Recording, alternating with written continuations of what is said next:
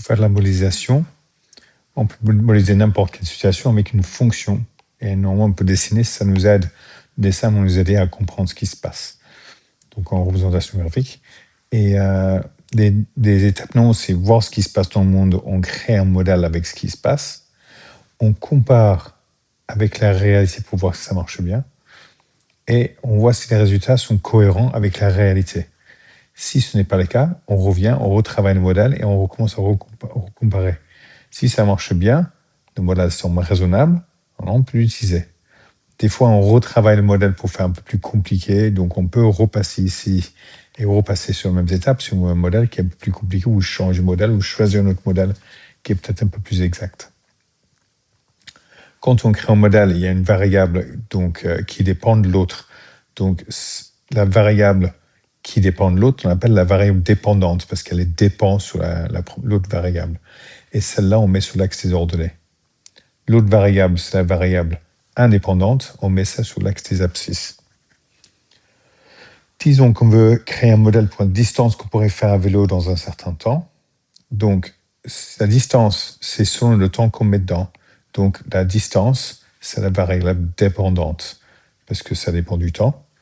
Et on met ça sur l'axe des abscisses. Donc ici, j'ai commencé à faire une distance en kilomètres sur l'axe des abscisses, l'axe des ordonnées. C'est l'axe des ordonnées. Temps, c'est donc, ça dépend du temps, donc on met temps sur l'axe des abscisses. Parce qu'on change le temps, ça change les distances. Le temps, ça ne dépend pas de la distance, normalement. Donc, pour quelque chose de simple, on sait que normalement, quelqu'un ne roule pas tout le temps à 20 km à l'heure, mais disons que c'est à peu près le cas. Ce ne sera pas exact, mais ce serait raisonnable. Dans une heure, le vélo ferait 20 km. Dans une heure, ça serait à 20 km.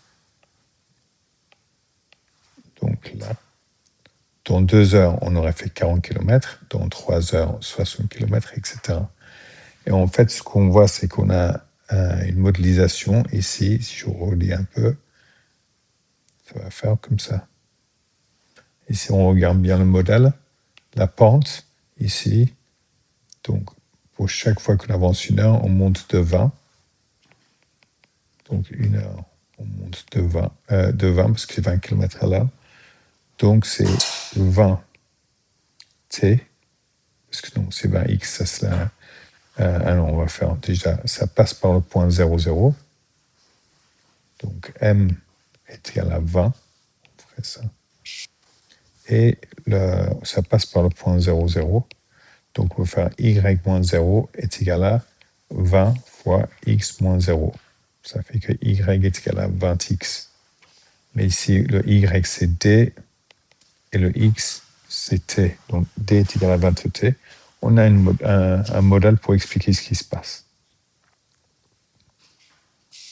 On va prendre quelque chose un peu plus compliqué. On a un téléphérique qui part d'une altitude de 1200 mètres jusqu'au sommet qui est à 2600 mètres. Une distance horizontale de 4 km. On va essayer de dessiner. Donc ici, c'est le point de départ. Ici, c'est le point d'arrivée. Départ, arrivée. Ici, c'est donc à 1200 mètres. Ici, c'est à 2600 mètres. Et c'est sur une distance, ici, de 4 km, donc 4000 mètres.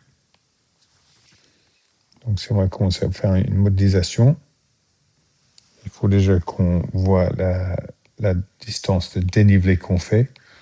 Donc, entre 2600 et 1200, je fais la distance entre les deux, c'est 2600 moins 1200 qui est égal à 1400. Donc, on a 1400 mètres de dénivelé. Et on voit que si je trouve n'importe quelle distance ici, si je trouve une distance qui est x par ici, donc si on fait une distance de x, on peut voir que le triangle ici, exactement comme le triangle ici, sont des triangles semblables. Donc si je multiplie le triangle là, je divise par 2 par exemple, j'aurai la moitié ici et la moitié ici. Donc en fait, ce triangle-là, si on a fait la distance x, ça c'est x sur 4000 dans ce sens-là. C'est la proportion. Donc ici, ça va être x sur 4000, c'est la fraction qu'on a fait, donc c'est x sur 4000 fois 1400. Ça, c'est la fraction. On a fait cette fraction-là de la distance totale. On a fait la même fraction de la hauteur totale. Tant que c'est toujours une ligne droite. Une assumption ici, c'est que c'est toujours juste droite pour passer d'une station de départ à la station d'arrivée. Donc maintenant, on sait que la hauteur, la latitude qu'on a à un moment donné, il y a l'altitude déjà de 1200. Après, il faut ajouter cette altitude-là. Donc altitude, disons A. A est égal à déjà les 1200 de départ, plus 1400 fois x sur 4000, qui est égal à 1200 plus 1400x sur 4000. Je pourrais quand même simplifier un peu si je veux, parce que là, c'est une fraction ici. Je peux diviser par 100, diviser par 200 et diviser par 200. J'aurai A est égal à 1200 plus 7x sur 20. Et là, ça marche. Ça marcherait comme modèle. Je pourrais dessiner ça sur la calculatrice. Et quand on dessine sur la calculatrice, tu vas trouver la réponse aux questions. Nouveau, je fais une représentation graphique, donc numéro 2. Et là, 2, je vais faire la représentation graphique qu'on a trouvée. Donc, c'est 1200 plus fraction 7x sur 20.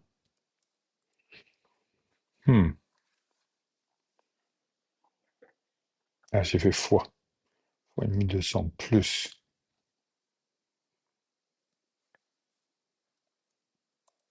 Là, c'est mieux.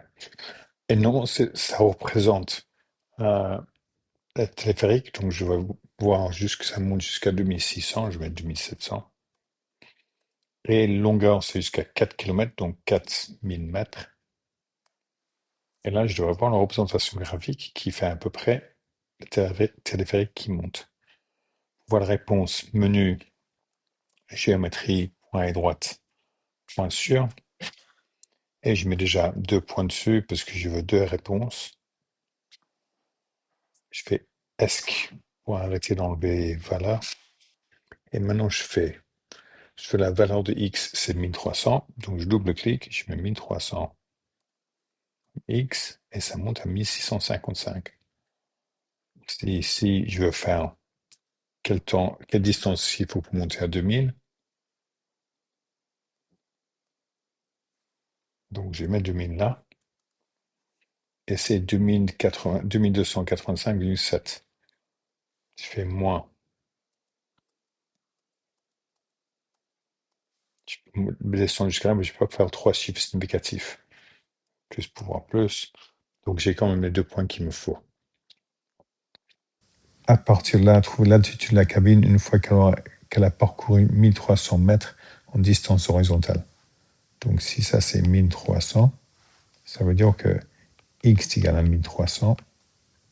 Je peux trouver donc l'altitude. C'est égal à, soit dans la calculatrice, je fais point sûr.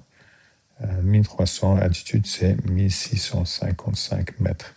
Je peux également mettre dans l'équation qui est ici, si je mets x est égal à 1300, la réponse là serait 1655. Donc soit avec la représentation graphique, soit avec cela.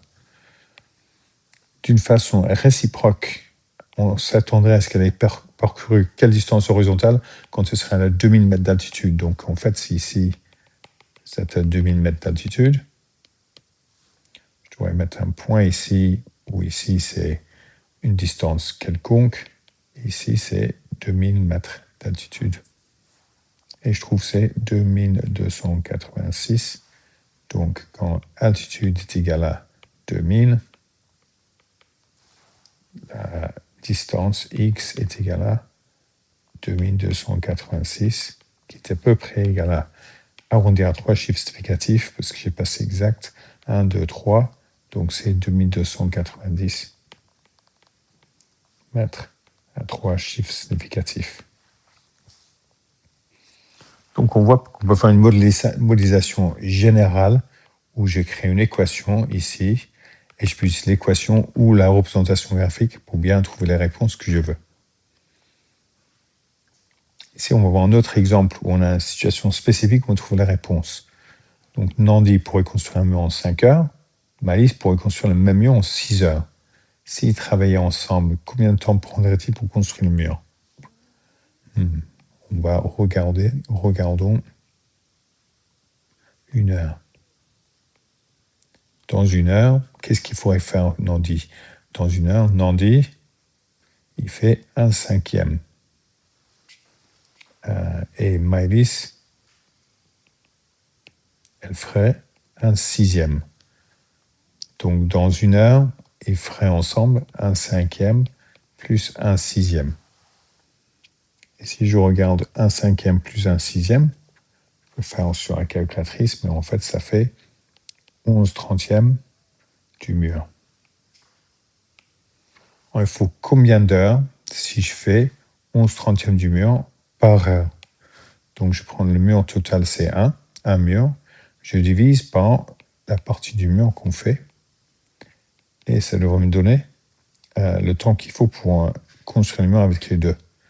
Donc ça fait 30 sur 11. Je fais approximatif avec la calculatrice. Et c'est à peu près égal à 2,7272, etc. heures.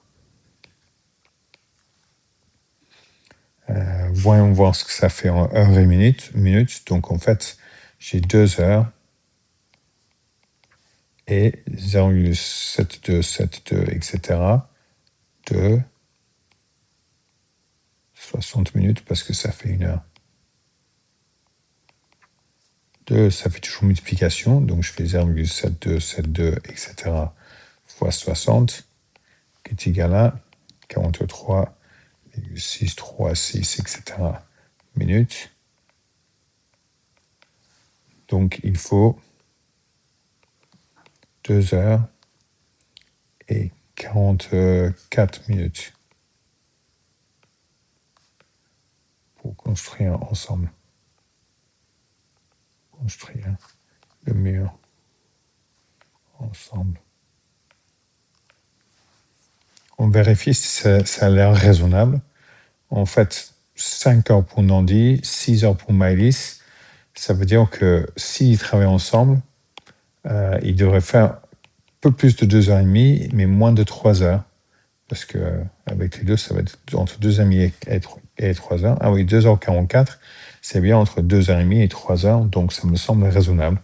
Donc ça me donne la réponse.